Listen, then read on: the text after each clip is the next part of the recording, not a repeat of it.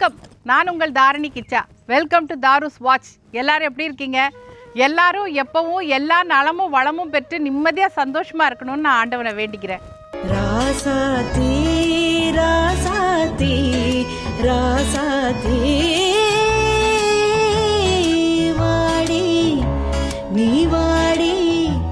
நம சிவாய, ஓம் நம சிவாய, ஓம் நம சிவாய. இப்ப நம்ம திருவண்ணாமலை அண்ணாமலையார் கோவில் வாசல்ல இருக்கோம்.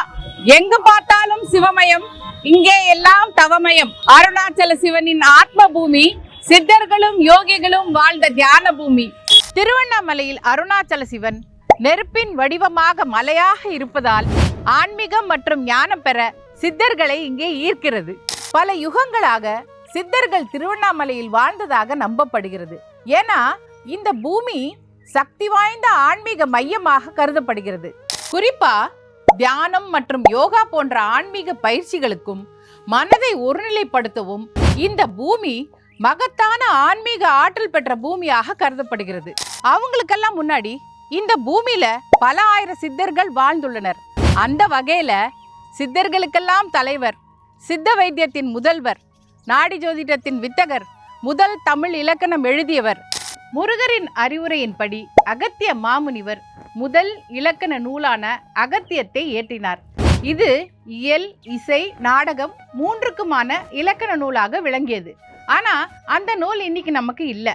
அவரோட சிஷ்யரான தொல்காப்பியர் எழுதின இலக்கண நூல் தான் இன்னைக்கு நாம பயன்படுத்திட்டு இருக்கோம். இவரை பத்தி இப்படி சொல்லிக்கிட்டே போலாம். ஆமாங்க, திருவண்ணாமலையில் இருக்கிற ஒரு அகத்தியர் ஆசிரமத்தை பத்தி தான் இன்னைக்கு நம்ம பார்க்க போறோம்.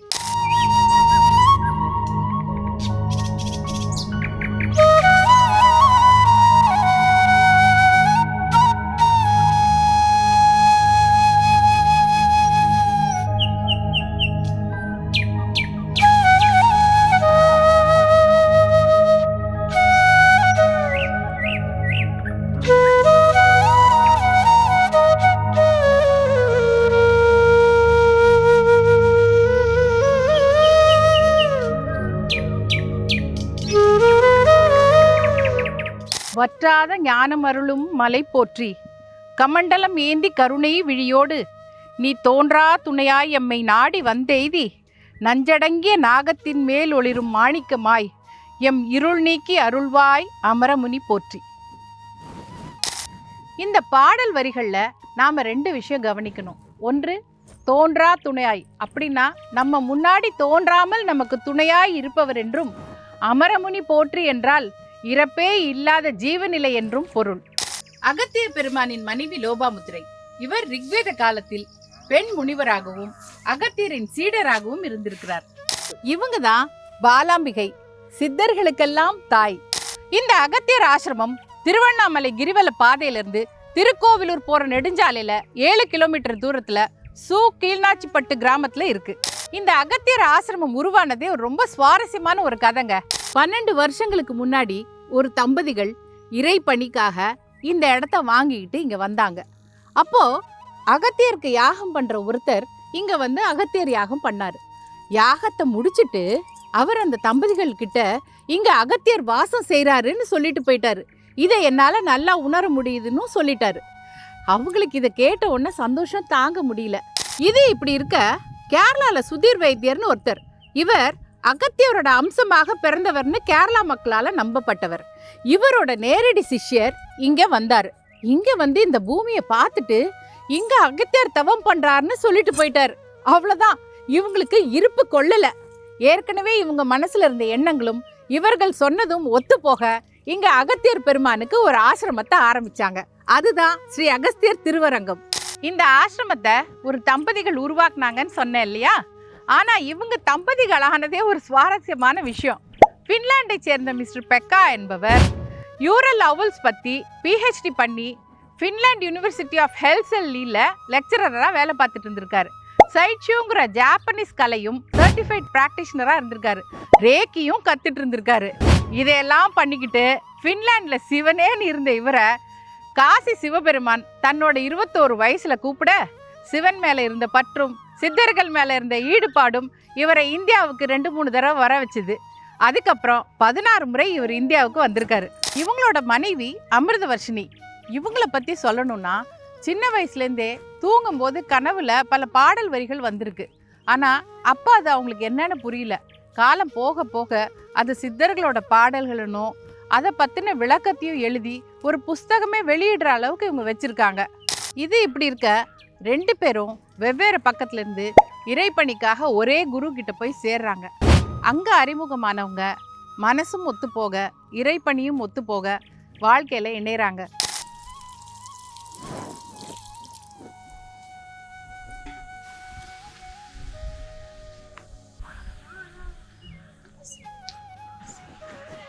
வணக்கம். வணக்கம், வாங்க.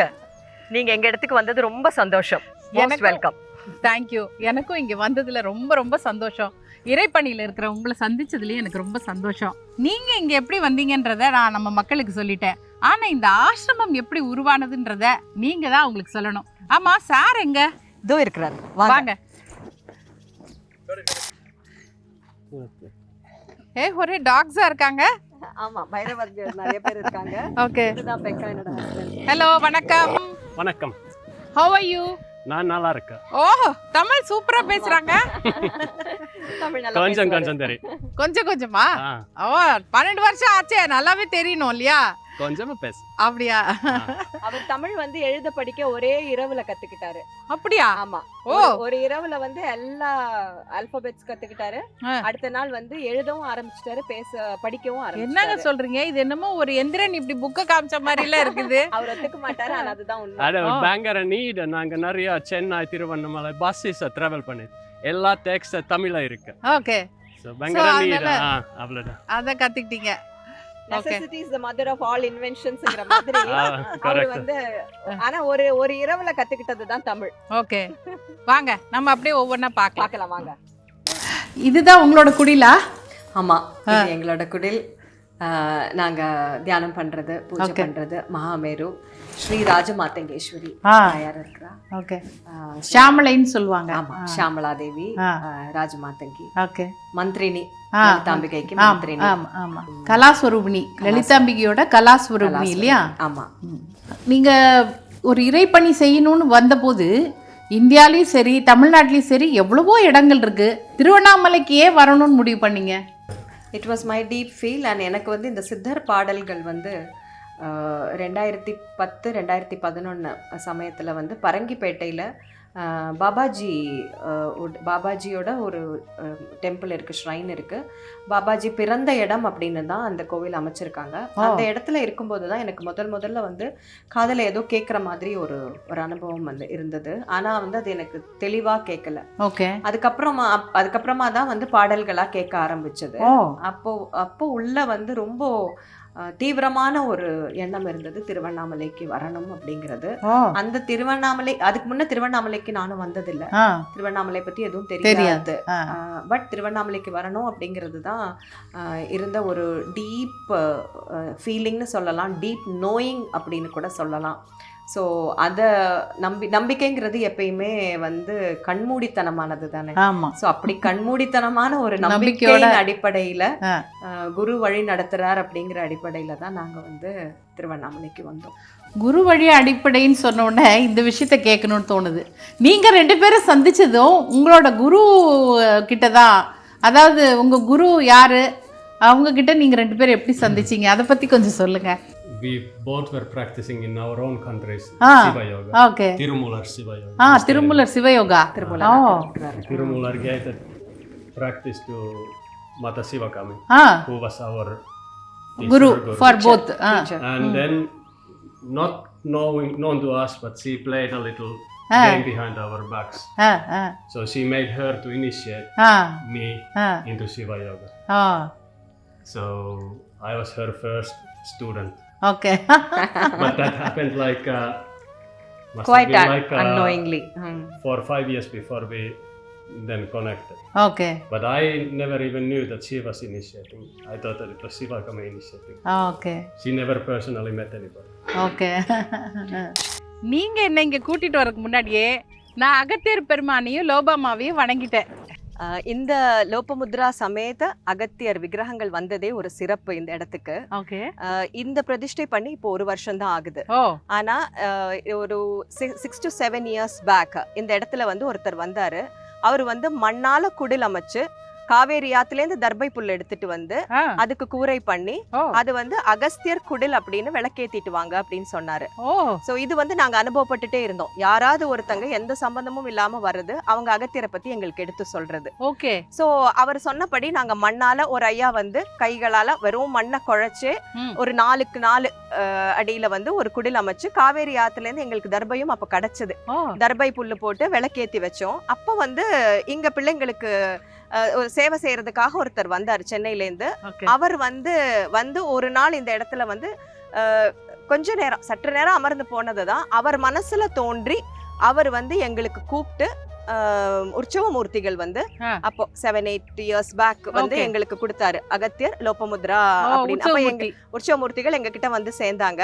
எங்களுக்கு வந்து இத பத்தி எதுவும் தெரியாது. நாங்க அவர்கிட்ட கேட்டதோ கோரிக்கை வச்சதோ கிடையாது. அவங்களா வந்து இங்க சேர்ந்தாங்க. மண் குடிலாக அமைச்சு தர்பை புல்லுல நாங்க வழிபட்டு வந்துட்டு இருந்தோம். அப்புறம் இந்த இடத்தோட சிறப்பு சொன்ன சுதீர் வைத்தியரோட சீடன் அவர் வந்து இந்தியா முழுக்கவும் பயணம் பண்ணி எல்லா புண்ணிய தீர்த்தங்களிலிருந்தும் மண் எடுத்துட்டு வந்து அந்த குடில்ல வந்து சேர்த்தாரு. அப்ப என்ன சொன்னாருன்னா, இந்த சிற்பங்கள் வந்து கூடிய சீக்கிரத்துல வந்து நீங்க வச்சு வழிபட வேண்டியது இருக்கும் அப்படின்னு. ஆனா அதுக்கப்புறம் வந்து ஒரு கால தாமதம் ஏற்பட்டது. அதுக்கு அடுத்ததுதான் வந்து இந்த சிற்பங்கள் எங்களுக்கு வந்து அங்க சுதீர் வைத்தியர் அவங்களுடைய ஆசிரமத்திலேருந்தே வழங்கப்பட்டது. அங்கிருந்து அவங்க கொடுத்தாங்க. ஆனா விக்கிரகங்கள் வந்து நம்ம இங்க செய்தோம். மகாபலிபுரத்துல பெருமாள் என்கிற ஸ்தபதி வந்து செய்தாரு. நான் அவருடைய நாமத்தை இந்த இடத்துல உச்சரிக்க விரும்புறேன். ஏன்னா இது செய்யும் போது அவருக்கு ஒரு சிறு டயபெட்டிஸ் அந்த விஷயத்தால அவரோட கண் பார்வை மங்களா இருந்திருக்கு. மங்கள் என்றால் அவருக்கு வந்து சுத்தமா தெரியாத ஒரு நிலைக்கு அவர் வந்துட்டாரு. அப்படி வந்து அவரு சுவாமிக்கு கண் திறக்கும் போது இந்த படி 2 பேர் கை பிடிச்சுதான் அவரை மேல ஏத்திட்டு போனாங்க. கண் தெரியாத நிலையில இருந்த அந்த ஸ்தபதி தான் அம்மாவுக்கும் ஐயாவுக்கும் கண் திறந்தாரு. இப்ப நல்லா இருக்கிறாரு. அப்படியா? அவரை சொல்லாம அதிசயமா இந்த விக்கிரகங்களை பத்தி சொல்ல முடியாது. மேல இருக்கிறது தன்வந்திரி பகவான்னு தெரியுது. அவர் வைத்தியத்துக்கெல்லாம் தலைவர் அவர் தான். ஆனா கீழே இருக்கிற சித்தர் யாருன்னு கொஞ்சம் சொல்லுங்க. இவர் வந்து சித்தர் ராமதேவர். ராமதேவர் வந்து ஔவையார் வைத்தியம் கத்துக்கிறதுக்காக இவர் அழைச்சிட்டு போய் அகத்தியர்கிட்ட கூட்டிட்டு போய் சேர்த்ததா வந்து நம்மளுடைய இலக்கணத்துல இருக்குது. சித்தர் ராமதேவர் வந்து பல ஃபார்ம்ஸ்ல வந்து அவர் வந்து நமக்கு காலங்காலமா வந்து சித்த வழிமுறை தேடுறவங்களுக்கு வந்து வழிகாட்டி இருக்கிறாரு. அவர் வந்து யாகூப் சித்தராகவும் இருந்திருக்கிறாரு, ரோம ரிஷியாகவும் இருந்திருக்கிறாரு, அப்புறம் வந்து தேரையர் சித்தராகவும் இருந்திருக்கிறாரு, ராமதேவராகவும் இருந்திருக்கிறாரு. உஜ்ஜைன் மகாராஜாவுக்கு கூட இருந்து தேரையருங்கிற பேர் வந்து அங்கதான் அவர் பெற்றிருக்காரு. ஏன்னா ராஜாவோட தலையில வந்து மிகப்பெரிய வலி, அந்த வலி வந்து எப்படி போக்குறதுன்னு தெரியாத போது ஒரு சின்ன தேரை வந்து உள்ள போயிருக்கு அப்படின்னு சொல்லி அவங்க அன்னைக்கே வந்து அந்த கண்டுபிடிச்சு அந்த பிரெயின் ஸ்கால் ஓபன் பண்ணி சர்ஜரி பண்ணியிருக்காங்க. ஆனா கை வச்சா மூளை கலங்கிடும். அப்ப வந்து இவர் ரொம்ப சாதுரியத்தோட ஒரு சின்ன பானையில தண்ணி எடுத்துட்டு வந்து வைக்கவும் தேரை வந்து அதுல இருந்து அவருக்கு தேரையர் அப்படிங்கிற பேரு. அவர் வந்து ஒரு சில அவருடைய இன்கார்னேஷன்ஸ் அவரோட பாடியை விடும்போது அவர் நாராயணர் பாதத்தை தான் போய் அடைஞ்சிருக்காரு. சித்தர் ராமதேவர் வந்து மக்களுக்காகவே ரொம்ப கம்பேஷனேட் ஆனவர். கடைசியா அவர் வந்து கள்ளழகர் கோயில்ல பெருமாள் பாதத்தை போய் அடைஞ்சிருக்காரு. ஆமா. சோ ராமதேவர் வந்து மக்களுக்காக பல பல பல ஃபார்ம்ஸ்ல வந்து வைத்தியமும் ரொம்ப கம்பேஷனேட்டா வந்து வழி நடத்திய ஒரு சித்தர். 18 சித்தர்களில் ஒருவர். கேட்கும் போதே ரொம்ப சிலிர்ப்பா இருக்கு. அது சரி, இந்த வெளிப்புற ஸ்ட்ரக்சரை பார்த்தா ரொம்ப வித்தியாசமா இருக்கே. இது வரைக்கும் இது மாதிரி நான் எங்கேயுமே பார்த்தது இல்ல. இது கட்டினதோட விஷயம் என்னன்றது கொஞ்சம் சொல்லுங்களேன். So this structure is one of Johnson solids, so-called geometrical shapes. In 1966, Norman Johnson, a mathematician, came up with these shapes, and this is the 11 Johnson. Or particular. That means Johnson's 11th shape. Yes. Okay. And mathematical term is like a gyro elongated pentagonal pyramid. So the base is a pentagon, and then the pyramid consists of 15 identical triangles. Oh. And esoteric science, it says that this kind of shape, it helps you to concentrate in your soul or higher self. Oh. So it enhances your meditation. Okay. For that you have constructed this sort of shape. Yes. Okay. நான் அகத்தியர் பற்றி தேடிட்டு இருக்கும்போது வருகிற ஜனவரி 6ஆம் தேதி அகத்தியரோட ஜெயந்தி. அவர் வந்து மார்கழி மாதம் ஆயில்ய நட்சத்திரத்தில் பிறந்தாருங்கிறத தெரிஞ்சுக்கிட்டேன். நீங்கள் அன்னைக்கு ஏதாவது விசேஷ பூஜை ஏதாவது வச்சுருக்கீங்களா? அதை பற்றி கொஞ்சம் சொன்னீங்கன்னா ஜனங்களை போய் சேரும். Can talk about Guru Puja. Yeah, so we have planned this kind of an event for 6th of January. Oh. That Laksha Namarchana. Laksha Namarchana. So we invite people here to chant Agastya Loka. Oh, super. Okay. Nama mantra for 1 lakh times. Okay.